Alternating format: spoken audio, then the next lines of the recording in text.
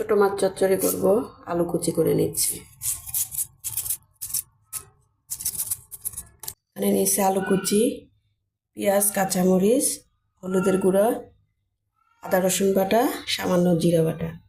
আর মরিচের গুঁড়া আমি দেব না, কারণ গ্যাস্ট্রিকের প্রবলেম, মরিচের গুঁড়া বেশিরভাগ কম খাওয়ার চেষ্টা করি। একটু বেশি করে কাঁচামরিচ দিয়ে দিছি। আর আছে তেল। এটা ভালো করে চটকিয়ে মেখে নেব। মানে আলুটা একদম নরম হয়ে যাবে ততক্ষণ পর্যন্ত এটা ভালো করে মাখানো। মানে মাখানোতেই অর্ধেক মনে হয় যে রান্নাটা হয়ে যাবে এরকম।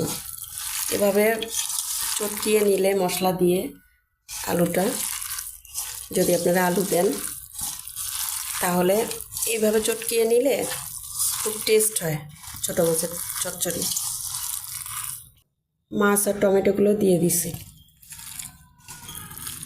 এবার মাছ আর টমেটোটা আলতোভাবে মাখিয়ে নেব।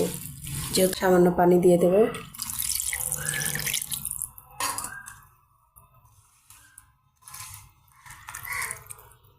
বসিয়ে দিলাম তরকারিটা।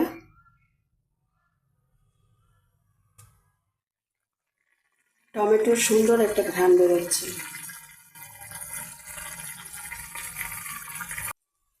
ছোটো মাছ রান্নাটা হয়ে গেছে, এখন নামিয়ে ফেলবো।